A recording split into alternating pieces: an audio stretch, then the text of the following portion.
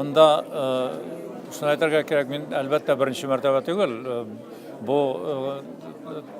татар төбәкләрен өйрәнүчеләрнең беренче җыелышында ук катнашкан идем. Шуннан соң инде менә без үзебездә совет оештырдык, советның җитәкчесен сайладык, беркеттек. Һәм үзебезнең мин Самар өлкәсе буенча татар тарихларының өйрәнүчеләренең берсе. Узган ел подвиг огненных лет дигән безнең өлкәдәге сугыш ветераннары турында аларның тормышларын, аларның каян тумышларын, гомерләрен барсында җинтекләп, шундый китап чыгарган идем. Бу китап инде мин үзем Нурлат ягыннан булганга күрә Гордость земли Нурлатский дигән китапны шулай ук сугыш ветераннарына багышлап чыгарган китап инде бу. Язучысы мин, үзем ярдәм итүчесе Фатих Сабан Сибгатуллин. Бүгенге утырышта, бүгенге җыелышта әлбәттә мин өметләнебез зур, чөнки безгә тәҗрибә алырга кирәк, аралашырга кирәк, бөек шәхесләр белән, күренекле язучылар белән аралашып, менә киләчәктә дә үзебезнең тарихыбызны өйрәнүдә тирән юл куярга дип ниятләп кайта исәп шунда. Тарихны өйрәнү мәсьәләсендә актуальность күп кырлы. Иң мөһиме дип уйлыйм, безнең ташка язылган тарихыбыз бар, ул кабер ташлары. Кабер ташларыннан өйрәнүне башларга кирәк. Ул күп гасырлардан бирле сакланып килгән бик әһәмиятле безгә мәгълүмат бирү чыганаклары. Татар кайда гына яшәмәсен, ул үзенең тарихын өйрәнгән һәм өйрәнә. Шуңа күрә дә безнең менә Аксакаллар шурасы бу эшкә президентыбыз кушылуы һәм безнең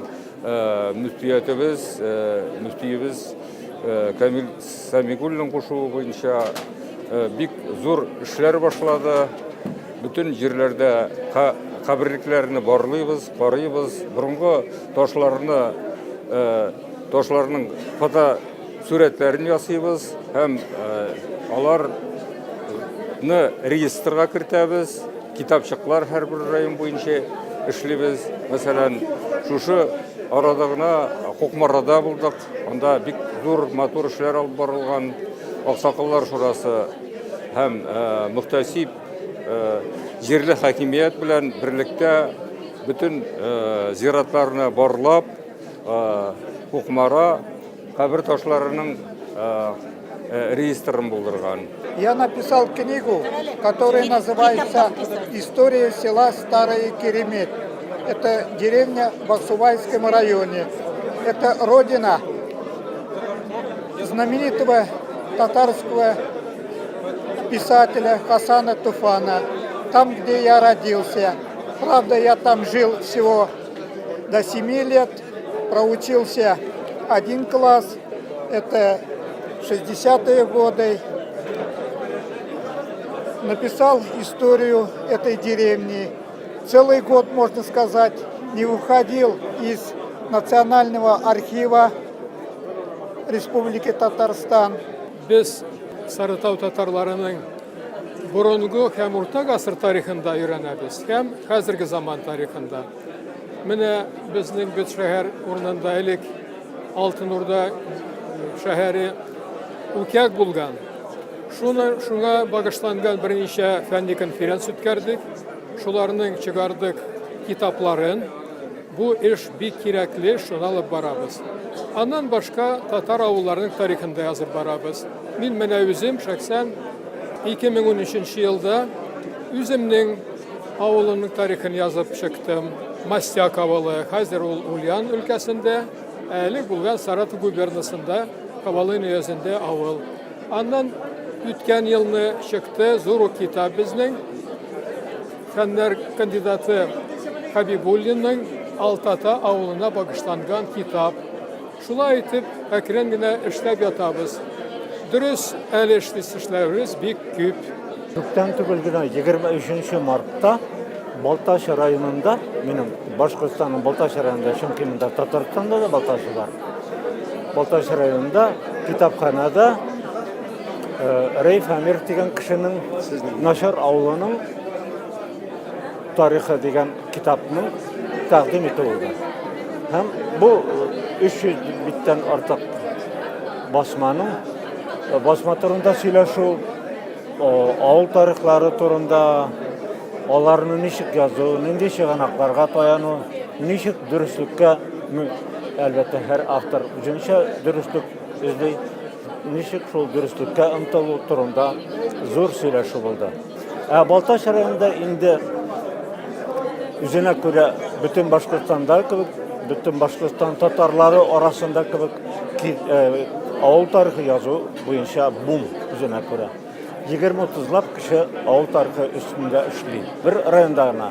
Мен килдем Әстерхан өлкәсеннән, Яңбалар авылыннан. Мин авыл тарихын өйрәнәм. Инде 48 ел инде. Миндә 5-6 китап чыкты. Иң актыгы менә бу. Очерки по истории татарского села Новой Булгары. Былтыр чыкты. Менә бу китап иң беренче. Бу инде чыкты 2001 елны. Бу авыл тарихы. Монда инде авылның беренче көннән башлап бүгенгә хәтле тарихы кыска гына әйтелеп үткән.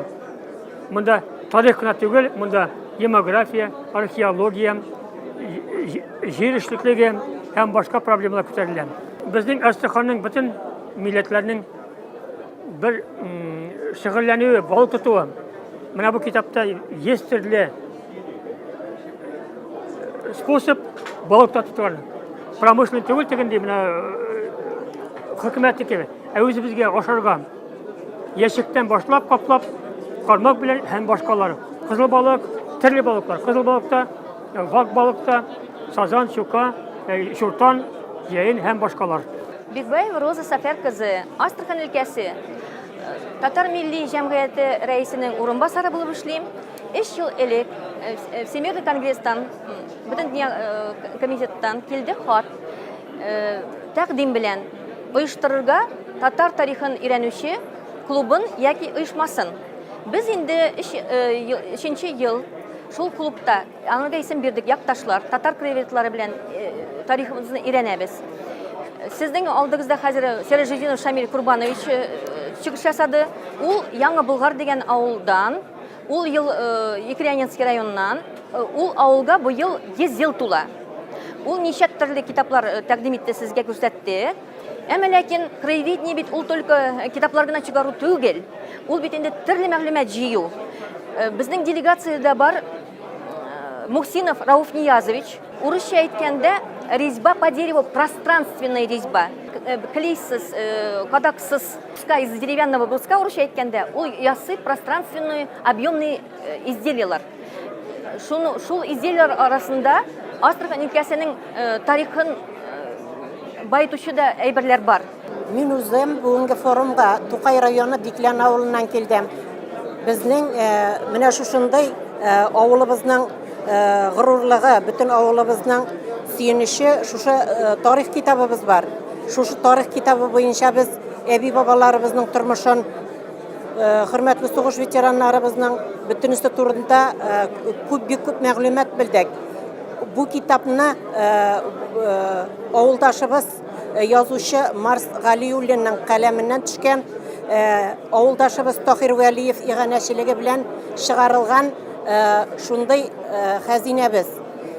Бүгенге көндә мин үзем шушы Диклән авыл тарихының 2нче бүлеген чыгару өстендә эшлим.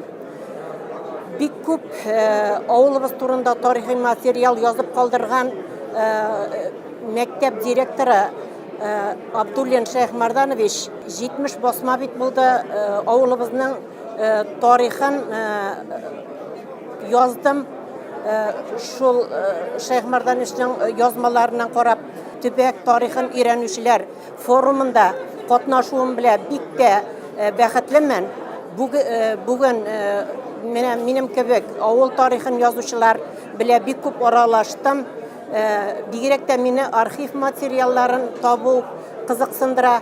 Менә безнең әле 2 көнлек эш. менә шунда барысында үземә кирәкле мәгълүматларны белермен дип уйлыйм.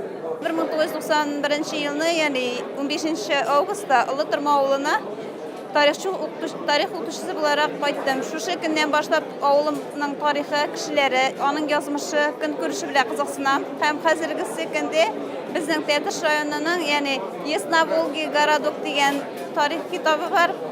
Анардан мәгълүматлар чыганда бездә үзебезнең өлешебезне кертте. Бүгенге көндә минем үз өстемдә эшли торган мәктәп тарихы, авыл тарихына өстәмә мәгълүматлар бар. Һәм мин бу эшемне киләчәктә дәвам иттермен дип уйлыйм. Тагын әлбәттә дәрҗә белән кызыксынам. Авылда яшәүче халыкның тормышы, язмышы, көнкүреше һәм бигрәк тә хәзергесе көндә борчый торган һәйкәлләр тормышы, авылның йортның күренешләре, шул вакытта бизәкләре, татар халкының кыяфәте, киеме, шул вакытта азыклары һәм үз-үзен тотышы мине бик борчый.